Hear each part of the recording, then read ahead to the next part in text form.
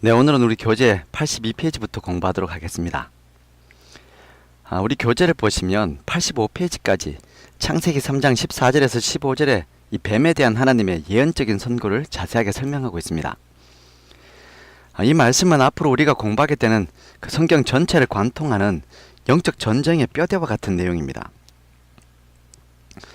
먼저 14절을 보시면 뱀에게 말씀하시기를 종신토록 흙을 먹을지니라 라고 하셨습니다. 사실 이 말을 생물학적인 설명으로 이해하면 틀린 문장입니다. 왜냐하면 뱀은 흙을 먹고 사는 종이 아니기 때문에 그렇습니다. 그러면 이 말씀을 어떻게 이해할 수 있습니까? 19절에 보시면 사람에게 너는 흙이니 흙으로 돌아갈 것이니라 라는 말씀이 있습니다. 또 창세기 3장 14절과 19절에서는 흙을 먹는 존재와 또 흙이 되는 존재에 대해서 설명하고 있습니다. 여기에 등장하는 흙이 되는 존재는 하나님과의 관계를 끊어버린 인생을 의미합니다. 그리고 흙을 먹는 존재는 베드로전서 5장 8절의 말씀을 보면 근신하라 깨어라 너의 대적 마귀가 우는 사자같이 두루다니며 삼킬 자를 찾는다 라는 말씀과 또 계시록 20장 10절에서 저희를 미혹하는 마귀가 불과 유황못에 던지우니 거기는 그 짐승과 거짓 선지자도 있어 세세토록 밤낮 괴로움을 받는다 라는 말씀이 있습니다. 이 두 말씀을 통해서 볼 때 바로 사탄이 사람을 미혹하고 집어삼키는 일을 하는 흙을 먹는 존재라는 것을 알 수 있습니다. 그리고 이어서 이 사탄의 영적인 일에 대한 예언적인 계시가 창세기 3장 15절에서 처음 나타나게 됩니다. 이 성경절을 신학자들은 원복음이라고 부릅니다. 먼저 그 말씀을 한번 읽겠습니다. 내가 너로 여자와 원수가 되게 하고 내 후손도 여자의 후손과 원수가 되게 하리니 여자의 후손은 내 머리를 상하게 할 것이요 너는 그의 발꿈치를 상하게 할 것이니라 라고 하시고, 악한 천사 마귀와 관련된 하나님의 구속의 계획이 처음으로 설명되어 있는 바로 창세기 3장 15절입니다. 이 말씀에서 우리가 관심 있게 봐야 하는 것은 등장인물들과 그 관계입니다. 먼저 내가 라고 할 때 이 내가는 하나님입니다. 너로 여자와 원수가 되게 한다 할 때 너는 사탄 뱀을 이야기합니다. 그리고 여자는 고린도후서 11장 2절에서 이야기하고 있는 것처럼 내가 하나님의 열심으로 너희를 위하여 열심을 내노니 내가 너희를 정결한 처녀로 한 남편인 그리스도께 드리려고 중매한다라고 하였습니다. 그래서 여기 있는 이 여자는 하나님의 백성 곧 교회를 이야기합니다. 그리고 너희의 후손도 여자의 후손과 원수가 되게 한다라고 얘기할 때 이 너희의 후손은 뱀의 후손을 이야기하죠. 그리고 여자의 후손은 갈라디아서 3장 16절에서 이렇게 설명합니다. 이 약속들은 아브람과 그 자손에게 말씀하신 것인데 여럿을 가르쳐 그 자손들이라 하지 아니하시고 오직 한 사람을 가리켜 내 자손이라 하셨으니 곧 그리스도라 라고 하였습니다. 바로 예수 그리스도께서 여자의 후손이라는 것입니다. 그리고 이어서 여자의 후손은 너의 머리를 상하게 한다라고 얘기할 때 너는 사탄을 이야기하고 여자의 후손은 그리스도라고 얘기했죠. 이 사실을 요한일서 3장 8절에서는 죄를 짓는 자는 마귀에게 속하나니 마귀는 처음부터 범죄함이라 하나님의 아들이 나타나신 것은 마귀의 일을 멸하려 하심이다 라고 하였습니다. 그리스도께서 하시는 머리를 상하게 하시는 일은 치명적인 일을 하시는 것인데 이것은 마귀의 일을 멸하시는 것으로 이해해야 합니다. 그리고 너는 여자의 후손의 발꿈치를 상하게 한다라고 하였을 때 너는 사탄이고 여자의 후손 그리스도께서 사탄에 의하여 당하신 발꿈치가 상하는 경험은 십자가의 죽음을 의미하는 것입니다. 하지만 그것은 그분의 부활하심으로 말미암아 3일간의 상함으로 끝난 것이죠. 이것은 여자의 후손 예수님께서 당하실 것에 대한 최초의 예언인 것입니다. 그리고 다시 교재 이 83페이지에 보시면 성경 전체의 영적인 전쟁의 뼈대를 설명하는 도표가 있습니다. 이 뼈대를 구성하는 중요한 인물들은 바로 사탄과 사탄의 후손 그리고 여인과 여인의 후손입니다. 성경 마지막 책인 요한계시록 12장 1절에서 9절을 보시면 이 등장인물들이 다시 등장하는 것을 발견하게 됩니다. 먼저 말씀을 한번 읽겠습니다. 하늘에 큰 이적이 보이니 해를 옷 입은 여자가 있는데 그 발 아래는 달이 있고 그 머리에는 12별의 관을 썼더라. 이 여자가 아이를 베어 해산하게 되매 아파서 애를 쓰며 부르짖더라. 하늘에 또 다른 이적이 보이니 보라 한 큰 붉은 용이 있어 머리가 7이요 뿔이 10이라. 그 여러 머리에 7 왕관이 있는데 그 꼬리가 하늘 별의 3분의 1을 끌어다가 땅에 던지더라. 용이 해산하려는 여자 앞에서 그가 해산하면 그 아이를 삼키고자 하더니 여자가 아들을 낳으니 이는 장차 철장으로 만국을 다스릴 남자라. 그 아이를 하나님 앞과 그 보호자 앞으로 올려가더니 그 여자가 광야로 도망하며 거기서 1260일 동안 그를 양육하기 위하여 하나님께서 예비한 곳이 있더라. 하늘에 전쟁이 있으니 미가엘과 그의 사자들이 용과 더불어 싸울세. 용과 그의 사자들도 싸우나 이기지 못하여 다시 하늘에서 그들이 있을 곳을 얻지 못한지라. 큰 용이 내어 쫓기니 옛뱀 곧 마귀라고도 하고 사탄이라고도 하여 온 천하를 꿰는 자라. 그가 땅으로 내쫓기니 그의 사자들도 그와 함께 내쫓기니라 라는 말씀입니다. 여러분, 이 말씀 가운데 누가 등장하고 있습니까? 먼저 해를 입은 여자, 또 해산으로 아파서 애써 부르짖고 있는 그 여자가 등장합니다. 그리고 큰 붉은 용, 이 성경에서는 옛뱀, 마귀가 등장합니다. 그는 여인이 해산하면 아이를 삼키고자 기다리고 있습니다. 그리고 이 여자의 후손인 아이가 등장합니다. 철장으로 만국을 다스릴 남자, 그리고 이 아이는 하나님 앞에 올려가신 분이었습니다. 그리고 이어서 여자의 남은 자손이 등장합니다. 이 남은 자손의 특징을 하나님의 계명과 예수의 믿음을 지키는 자들이다 라고 그렇게 설명하고 있습니다. 바로 이러한 등장인물들의 관계가 인류 역사의 깊은 조류로 흐르고 있는 영적 전쟁의 두 세력이라는 것입니다. 그것을 성경은 우리에게 분명히 보여주고 있습니다. 여러분, 우리는 성경 66권이 그저 아무런 연관성 없이 각각 개별적으로 기록된 것처럼 생각할 수 있지만 실제로 여러분, 이 성경은 창세기에서부터 시작해서 요한계시록까지 일관된 영적인 전쟁의 이야기로 이어져 있습니다. 그리고 그 등장인물들이 바로 앞에서 설명한 뱀과 또 여자와 뱀의 후손과 여자의 후손의 전쟁 이야기입니다. 그래서 우리가 창세기 3장 15절을 원복음이라고 부르는 것입니다. 앞으로 이 구체적인 내용은 다니엘서와 요한계시록을 통해서 우리가 더 자세하게 공부하게 될 것입니다. 이제 이어서 여자에게 주어진 하나님의 선포를 살펴보도록 하겠습니다. 창세기 3장 16절에 보시면 또 여자에게 이르시되 내가 내게 임신하는 고통을 크게 더하리니 내가 수고하고 자식을 낳을 것이며 너는 남편을 원하고 남편은 너를 다스릴 것이다 라고 그렇게 선포하고 계십니다. 하와에게 주어진 첫 번째 선고는 해산하는 고통이었습니다. 사람이 생명을 잉태하고 탄생시키는 일에 수반되는 육체적인 고통을 1차적으로 설명하고 있습니다. 그리고 이것은 영적인 의미도 가지고 있습니다. 우리가 앞에서 본 것처럼 계시록 12장에 한 여인은 해산하는 고통 중에 있었다고 했습니다. 그 고통은 예수 그리스도 메시아를 탄생시키기 위하여 맹렬한 사탄의 공격 속에서 믿음을 지키고 있는 이 교회의 고통을 이야기하고 있는 것이죠. 또 갈라디아서 4장 19절에 보시면 나의 자녀들아 너희 속에 그리스도의 형상을 이루기까지 다시 너희를 위하여 해산하는 수고를 하노니 라고 이 사도 바울은 이야기하고 있습니다.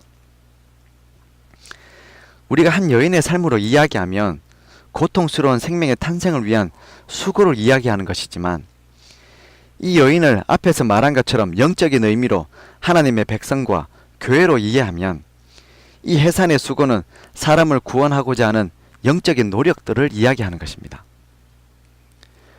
실제로 사람들이 그리스도 안에서 거듭나게 하는 일이 곧 죽을 것 같은 해산의 고통을 수반하게 된다는 것을 우리가 경험적으로 알고 있습니다.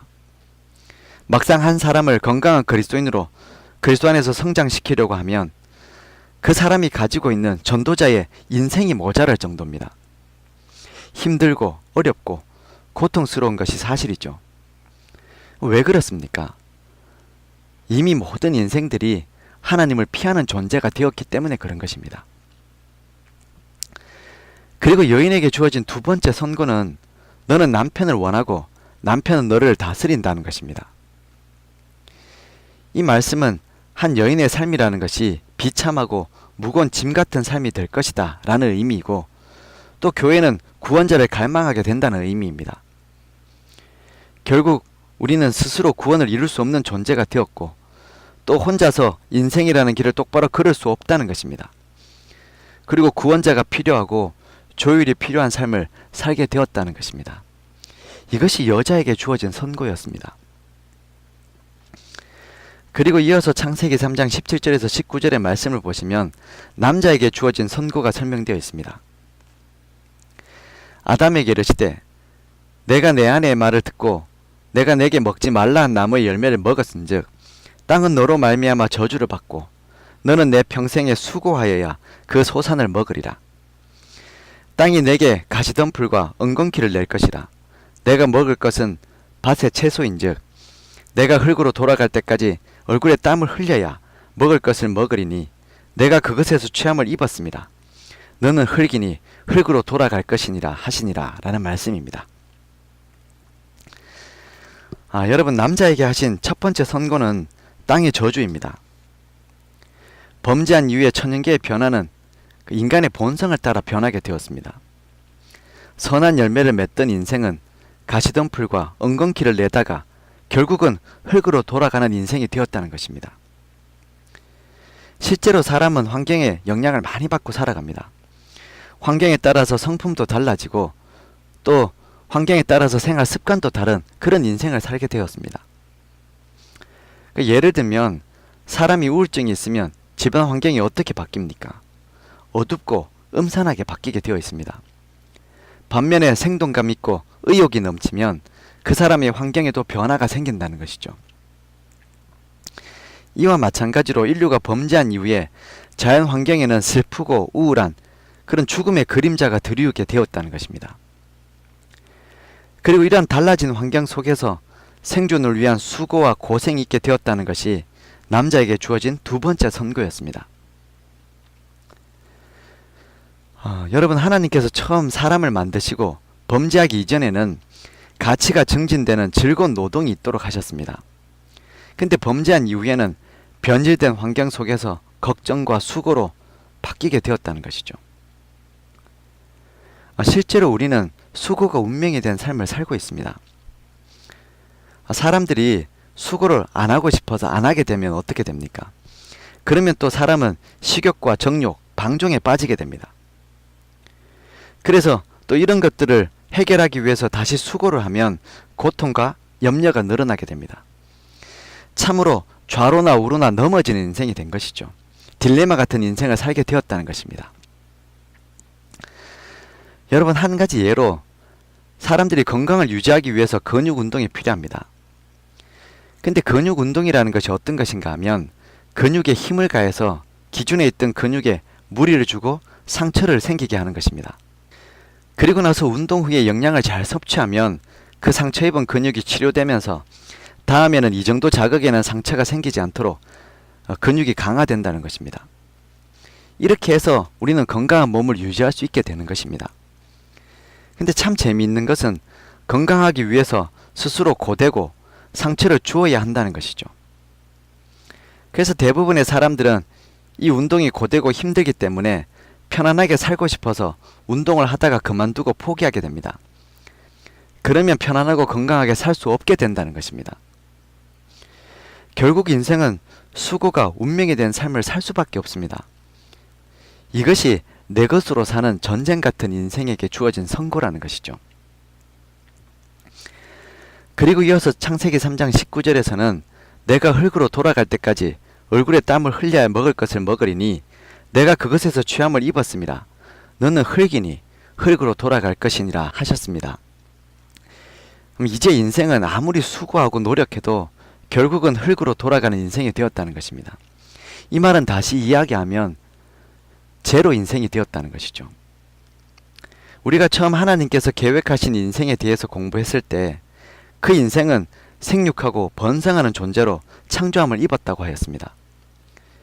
근데 범죄한 이후에 제로 인생으로 바뀌게 되었다는 것이죠. 우리가 잘 아는 요한복음 15장 5절의 말씀을 보면 예수님께서 나는 포도나무여 너는 가지라. 그가 내 안에 내가 그 안에 거하면 사람이 열매를 많이 맺나니 나를 떠나서는 너희가 아무것도 할 수 없습니다. 라고 그렇게 말씀하셨습니다. 처음 인생이 하나님 보시기에 심히 좋은 존재로 창조되었을 때 하나님 안에서 열매를 많이 맺는 존재였습니다. 이것이 바로 천국 같은 삶이라고 하였습니다. 그런데 너는 하나님처럼 스스로 존재할 수 있다라는 이 최초의 사탄의 미혹에 빠져서 선악을 알게 하는 나무의 열매를 먹고 하나님과의 관계가 끊어진 이후에 인생은 참으로 스스로 열매 맺고 생명이 넘치는 삶이 아니라 결국은 시들고 말라버리는 제로 인생이 되었다는 것입니다. 오늘 우리들의 삶은 바로 이러한 현실을 스스로 증명하면서 살고 있는 삶이 되었습니다. 하나님 안에 있으면 열매를 많이 맺지만 그분 밖에서는 제로 인생이라는 사실을 우리는 반드시 알아야 합니다. 이 세계적인 기업을 일구고 56세의 나이로 사망한 이 스티브 잡스는 미국의 기업인이고 또 애플 전 CEO이자 공동 창립자였습니다. 그는 애플 2세를 통해서 개인 컴퓨터를 대중화시켰습니다. 또 2001년에는 아이팟을 출시해서 음악 산업 전체를 바꿔 놓았습니다. 또한 2007년 아이폰을 출시하면서 이 스마트폰 시장을 바꾸어 놓았고 2010년 아이패드를 출시함으로 포스트 PC 시대를 열게 되었습니다. 그는 생전에 디즈니 지분의 7%를 소유한 최대 개인 주주이자 디즈니 이사회의 이사가 되었습니다. 이렇게 승승장구하던 인생이었지만 2004년 무렵에 췌장암 진단을 받게 되었습니다. 그리고 8년 가까이 투병 생활을 이어오다가 2011년 10월 5일 56세의 나이로 사망하게 되었습니다. 사람들은 그를 IT 분야의 혁신 아이콘으로 손꼽습니다. 하지만 결국 개인의 인생은 제로가 되었다는 것입니다. 오늘 우리는 두 가지 말씀 앞에 서 있습니다. 그 첫 번째 말씀은 너는 흙이니 흙으로 돌아가라 라는 말씀이고, 또 한 말씀은 내 안에 거하라, 그러면 너희가 열매를 많이 맺는다 라는 말씀입니다. 여러분은 어떤 말씀에 귀를 기울이시겠습니까? 우리가 하나님 안에 머물러 있으면 우리는 하나님 안에서 수많은 열매들을 맺을 수 있는 여전히 이런 하나님의 은혜 속에 사는 존재라는 것입니다. 그래서 지금도 하나님께서는 내 안에 거하라 라고 말씀하고 계십니다. 근데 끝까지 이런 하나님과의 관계를 거절하고 단절하는 인생은 결국은 너는 흙이니 흙으로 돌아가라 라는 말씀을 듣고 사는 인생이 될 것입니다. 오늘 우리들은 참된 생명의 말씀을 듣는 믿음의 삶을 살 수 있어야 합니다. 그리고 이러한 삶을 오늘 시작할 수 있게 되기를 바랍니다. 왜냐하면 모든 인생의 실패는 조금만 더해서 시작되기 때문에 그렇습니다. 조금만 더 미루고 조금만 더 노력하면 행복할 것 같고 조금만 더 자신의 방법대로 살면 다 잘 될 것 같지만 우리 인생의 수고와 욕심은 우리가 원하는 결과를 결코 가져다 주지 않는다는 것입니다. 많은 사람들이 조금만 더 하다가 조금밖에 없는 인생을 끝마치게 된다는 것입니다. 결국은 제로 인생이 되는 것이죠. 그래서 우리 주님은 날마다 원하고 계십니다. 조금만 더 지체하는 것이 아니라 즉시 날마다 나오라고 하십니다. 오늘 여러분과 제가 주님 안에 머물러서 여전히 주어진 축복의 경험을 하고 사는 제로 인생을 벗어버리는 지혜로운 삶을 살 수 있게 되기를 바랍니다. 그래서 하나님 앞에서 정말 아무것도 가진 것 없고 남긴 것 없는 인생이 아니라 하나님이 기뻐하시는 수많은 열매들을 가지고 하나님 앞에 나아가는 그런 믿음의 삶이 오늘부터 시작되는 여러분과 저의 삶이 되기를 간절히 소원하면서 오늘 시간을 줄이도록 하겠습니다. 우리 기도하시겠습니다.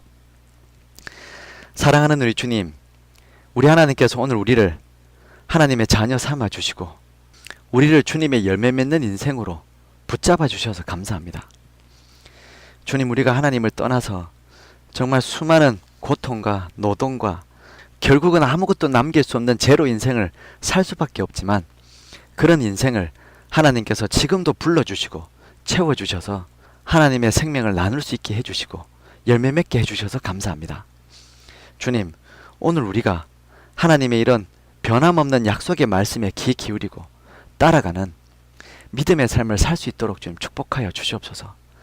그래서 우리의 삶을 통해서 하나님 영광 받아주시고 우리는 주의 은혜 안에서 더 풍성한 인생이 되도록 주님 축복하여 주시옵소서. 오늘 하루도 주님께 의탁합니다. 하나님께서 우리와 동행하여 주시옵기를 예수님 이름으로 간절히 기도드립니다. 아멘. 네, 감사합니다. 또 다음 시간에 뵙도록 하겠습니다.